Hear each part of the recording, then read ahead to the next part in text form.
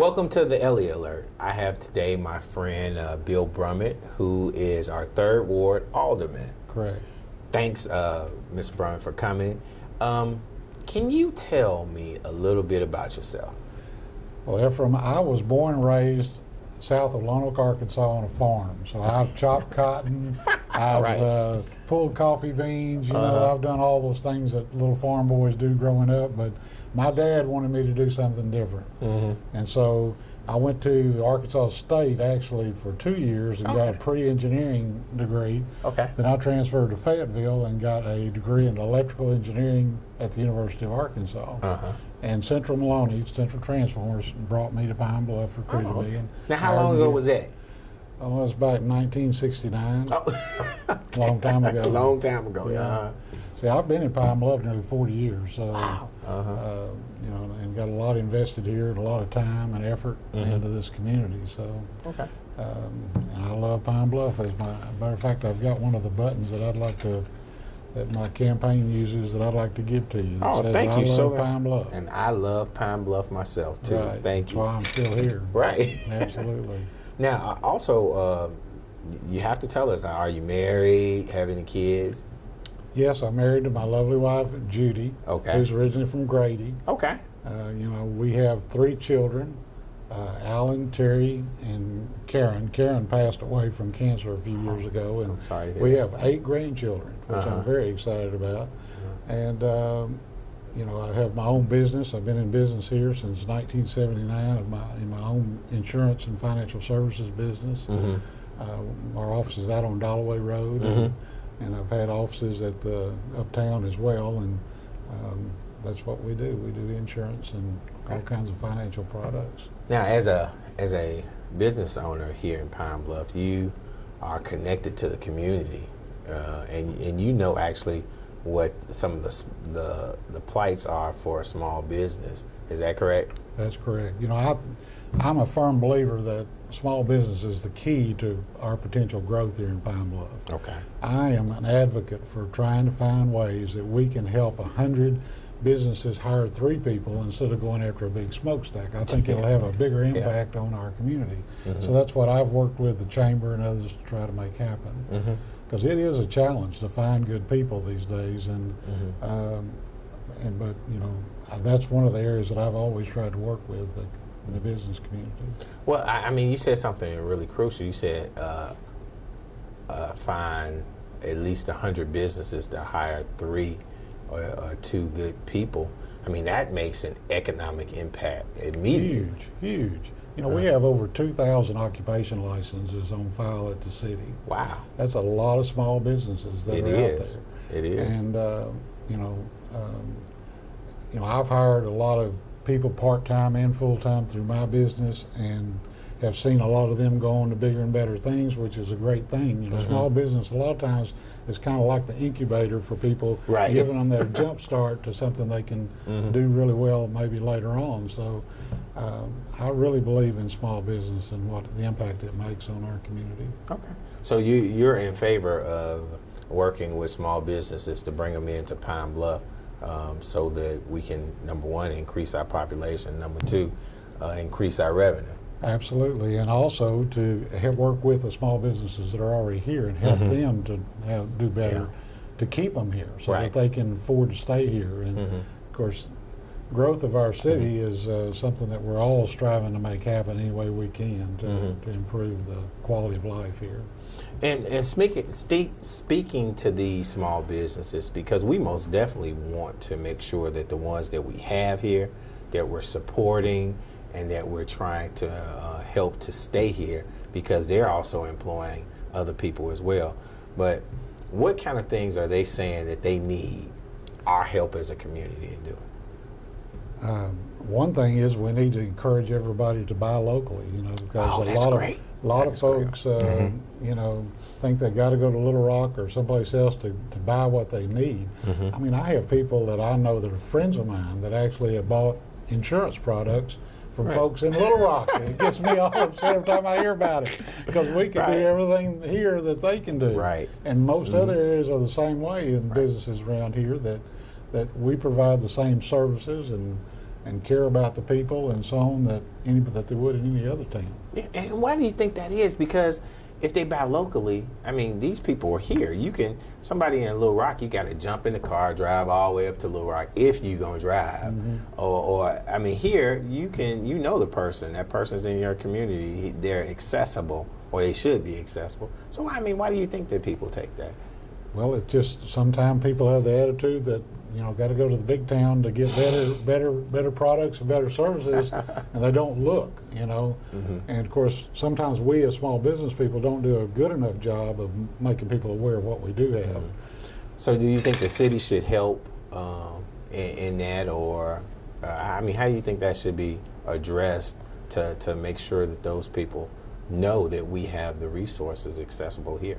Well, I think the Chamber of Commerce and the city both should be involved with it, helping the small business people and making the systems as easy to work with as we possibly can out at City Hall, which is something I've worked very hard at trying to do in the collection areas and the areas of even occupation licenses and things like that, making it simpler. We actually are giving out now a occupation license. The first time this year that they've ever actually given out like a license that you can put on the wall. Before it was just you got your receipt and you put your receipt on the wall. So that just happened just here recently with the advent of the new computer system we've got. We've finally been able to get all that under control at the city. We're going to go to break, and when we come back, we'll talk a little bit about the new things that's coming up in Pine Bluff City. So we'll be right back. This is why you took a second job. While you taught yourself how to fix the plumbing. While you'll do whatever it takes to keep your home. And that is why we want to help. We are making home affordable, a free government resource that can make paying the mortgage easier. Call 888-995-HOPE today. If you want to be a parent, it doesn't matter how you play, what you wear, how you dance, or even what direction life takes you. You just need to be there. You don't have to be perfect to be a perfect parent. Thousands of teens in foster care don't need perfection. They just need you.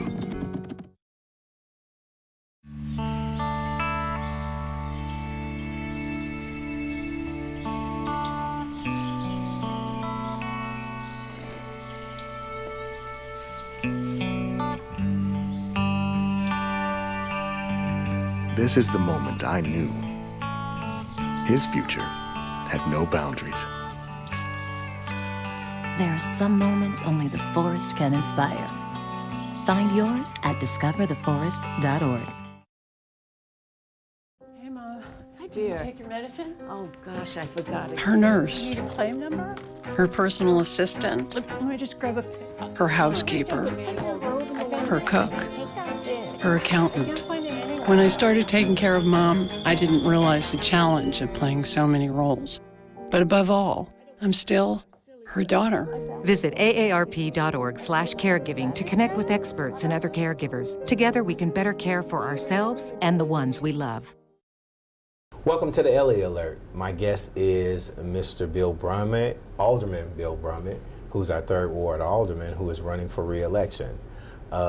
Again, thanks for coming, Mr. Brumett. When we left the first segment, you were talking about some of the new computer systems and some of the things that the city has. Does it make people's business? Does it make it easier, or just learning the computer system, is it harder? Well, it's been a real challenge, and I think we've made some tremendous progress. We've got the new system in place now, and it is functioning, and all the departments are utilizing it. That takes care of everything from inspection and zoning to finances to handling occupation licensing and collection of taxes. I mean, we've come a long ways in the last few years getting that up and running. It's making the city be much more efficient, which saves us money in the long run. It really will. Now, tell us a little bit about some of the projects that you have championed and some of the things that you're most proud of in your tenure as alderman. You know, the financial situation of the city is one of the big things that I'll toot my horn about, because I think we've really made a lot of progress. A lot of people think that our tax base is dwindling. It has to some extent. However, sales tax revenue is actually up this year compared to last year. Not by a lot, but it's up. Yeah, up is up. In this economy, I think that's pretty awesome. The reason is because a lot of those systems we put in place are now allowing us to do a better job of collection of the taxes that people were, you know, collecting but not sending in, and we've made a tremendous amount of progress in that area. I'm chairman of the Ways and Means Committee, so the budget, you know, we've had a balanced budget for the last several years. You know, we've set up the reserve fund, which was a part that Alderman Easterly and I worked on very hard to get done. We now have approximately $2.6 million in reserve. Wow. Yeah. Our goal is to get that to $5 million before we quit. Wow. We're trying to put $500,000 a year in there to build it up, because, you know, we could have another ice storm. Yeah. And we've all remember when that happened. And you have to have funds available for that kind of thing. So, you know, the financial side of the system at the city is something that I've really been involved in, and think that I've helped to stabilize and shore up our finances within the city. Okay, and that's a good thing, because in this economy, a lot of cities are struggling with their finances, and for us to be in the positive, that's a major thing. It's not a lot, but we are positive. Hey, to me, that's awesome. Well, whether positive is $1 or 100, exactly. it's still that's positive. How I feel. You know, I feel that the effort that we've made, I'm on the Public Safety Committee, and we've worked extremely hard with the police and fire department to have all of the equipment and facilities that are needed by the police department and the fire department. You know, crime is actually down 16% year to date compared to last year. Okay. And another thing is that same computer system is what the police department is using as well. It allows them to get better data. You know, every police car has its own computer in it where they literally enter the incident reports, and it transfers it to the to City Hall, where they can do the reporting that they do every month. Okay. And we've adopted the same reporting systems as the federal guidelines require. And so, based on what we're seeing right now, is our actual crime is, on average, is down 16% year to date. Well, let me ask you this. People, I know we have said that crime is down, but is crime really down in Jefferson County, Pine Bluff? We still have lots of problems, Ephraim, and we know that, and we're working very hard to try to improve that situation. I've got a lot of confidence in our present leadership team at the city and the police department with Chief Eubanks. Yes, he's a good and person. His people that are working and with Assistant him. Chief Whitfield. Yeah, Chief Whitfield, Assistant Chief Whitfield, and the deputy chiefs. They're all top drawer folks. They're really working hard, and they're very, very intent on trying to improve our situation. So I'm very happy to be a part of all that. Okay, now when you say you're a part of it, what does that mean? Well, being on the Public Safety Committee and evaluating their data and helping them to come up with the some of the strategies and the efforts that we've put into identifying the crime zones and so on. You know, at the town hall meetings, we've had maps that show up. That again is part of that computer system. And you know, we have an IT department, information technology department now that we haven't had in the past. We just put that in place last year, and we got 3 people in there that are actually helping us to gather all that data, which allows them to pick out the hot spots, the areas that are really the most crime-ridden, you know. And there's a direct tie to the dilapidated housing that shows that we can put, you know, pinpoint up on the map the houses that we're having inspected and are condemning, and look at the crime, and it kind of falls right in line. So doing something about the dilapidated housing has been a big project too. You know, we recently made the agreement with the Arkansas Community Corrections, and they're going to take a group of parolees that are already in Pine Bluff, put them into a program where they're going to go around and tear down some of these dilapidated houses for us. Okay. And it's not going to cost us anything, is the neat thing. We've made that agreement just recently that I'm very proud of as well. Okay. Well, we're going to go to break, and when we come back, we'll address that program that you were referring to. We'll be right back.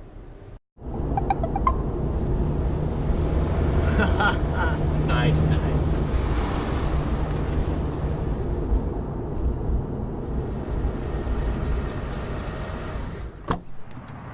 Can I help you? Keep your eyes on the road, bro. You've got a lot to see. Oh my, oh my. Whatever it is distracting you, it ain't worth dying for, son. You've got a life to live. Here we go. Yeah. Keep your eyes on the road, bro. We've got a lot to see. Oh my, oh my. Keep your eyes on the road, bro.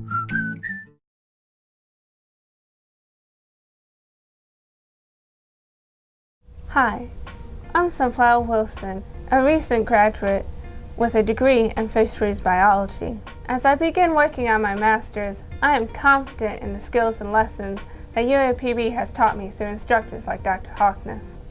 Sunflower challenged herself with a rigorous course curriculum. Her efforts led to numerous presentations in front of scientific audiences at state and national venues. A National Science Foundation internship gave her the opportunity to go to Alaska and work with scientists examining crustacean physiology. UAPB prepares its students for opportunities like these every day. UAPB prepared me.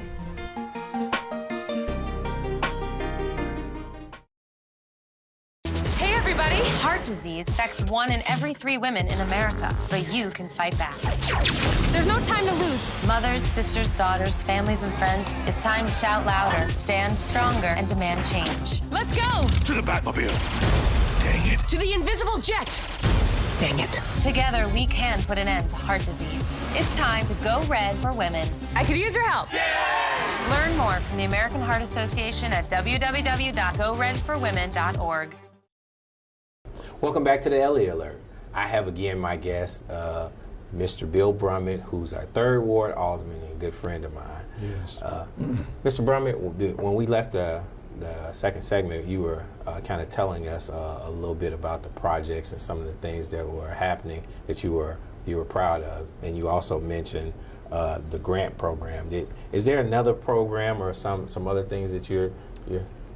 I have recommended to the council that we next year put $500,000 aside that would normally go in the reserve. The reserve now is $2.6 million. Right. So maybe we could take $500,000 for next year and put it into a earmark it for rehabilitation and demolition. Okay. You know, there's a real problem with the downtown structures. You know, there are a lot of buildings down there that we know or that the mayor's office is in the process right now of evaluating all those buildings.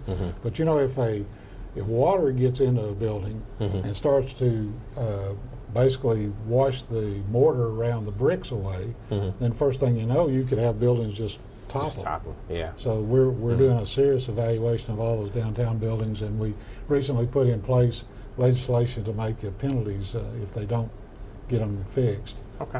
In a timely manner. Now, would that be something that a small business could come in and maybe outsource those? Absolutely. That's the goal. The goal would be to allow local people that are in that business to come in, do the evaluations, make recommendations to the council, then we would approve the projects to rehab, hopefully rehab as many houses as we can. Because you know, there are over 600 right now on the tear down list, as they call it. Wow, 600 in the city. Wow, that have been condemned. And what a lot of people don't realize too is that every council meeting we add anywhere from 10 to 20 additional ones. Wow. that have been, liens been placed against them because people haven't kept the property up. Now, so that's just continuing to grow. Is there any kind of project that maybe if I'm a citizen of Pine Bluff and somebody has their property condemned, can I go in and maybe for a lesser price buy the property and be responsible for rehabbing or just tearing it down and building back up? Sure, there's opportunities for that because they're on file down at the clerk's at the county clerk, you know, and circuit clerk's office. The liens against the property. If somebody were to, you know, just like buying any property, you could go down and offer to pay off the liens and pick up the property and fix it up. Okay. Now, how would a person go about getting that information? Would they go to the council meeting and get access to that, or do they? I mean, is there some form of transparency that they could look at to see that?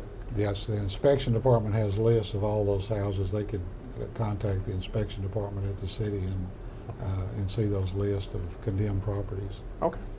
Okay. Is there any other project that you're working on that you would like the community to know as well? Well, of course, there's always projects we're working on. Upcoming right now will be the budget for this next year, and as chairman of the Ways and Means Committee, I'll be very actively involved in that. You know, we have approximately a $30 million budget at the city now. Okay. And the budget has to balance. Right. And we've had to go to the various departments this already and tell them that they're going to have to cut down a little bit in each department to be able to balance the budget for next year. So now, we've got a real challenge ahead of us in that. Yeah, you mentioned chairman of the Ways and Means. What, for a person who may not understand that, what is that? That's the finance department, handling the finances of the city, the budget, being sure. You know, I started this year where every quarter we have a evaluation of every department. We haven't done that in the past. Right. And I think it's really helped us to head off some problems that we usually end up with in the fourth quarter, making the cash flow work out. And I think the department heads are all appreciative of it, and we've made a lot of progress toward everybody having the funds that are needed by moving money around to keep every department functioning at its best. Okay. So that means pretty much since this was implemented, you don't have to worry about getting halfway through the budget and somebody saying, well, you know, I need an extra $60,000 or $70,000. Right. We don't have near as many. We're not having to have near as many budget adjustments that we used to have every meeting. We would have 10 or 15 at a time, and this year we have a few still where they run into little problems. Sometimes you get grant money and it has to be an account set up and things like that. That changes the budget, but we've got a pretty good system going right now. It's working real well. Okay, good. Now, this is my time in the segment where I give you an opportunity to talk directly to the people in the community. I'll give you your opportunity right now. Thank you, sir. I want to thank Mr. Elliott and UAPB and everybody for allowing me this opportunity to come and visit with you guys today. And I want to ask you for your vote. I've been on the council now for over 17 years. There's a lot of good things that go with it. As far as seniority, I'm the senior member of the council, which allows me to serve you on some of the more influential committees. I'm also chairman of the Advertising and Tourist Promotion Commission, which allows me to make sure that our tourist dollars are properly used and that we get proper collection of the hamburger tax and other taxes associated there. I ask for your vote. You can contact me my phone number is 534-6977. My office is at 4822 Dollaway Road, right next to Dollaway High School. My email is billbrummett@brummettagency.com. Don't forget to let them know you're on Facebook. Oh yeah, I'm on Facebook. I'm on Facebook and Twitter, and you know, just Bill Brumett on Facebook, and then we have a re-elect Bill Brumett on Facebook as well. I'd love for you to go in, make some comments, tell me issues you have. You know, if there's a problem, call my office, and we'll take care of it. Okay. Well, thanks again, Mr. Brumett. I just want to let you know you've just been placed on alert. Thank you. All right. Wouldn't rather have it any other way. Thank you for letting me come.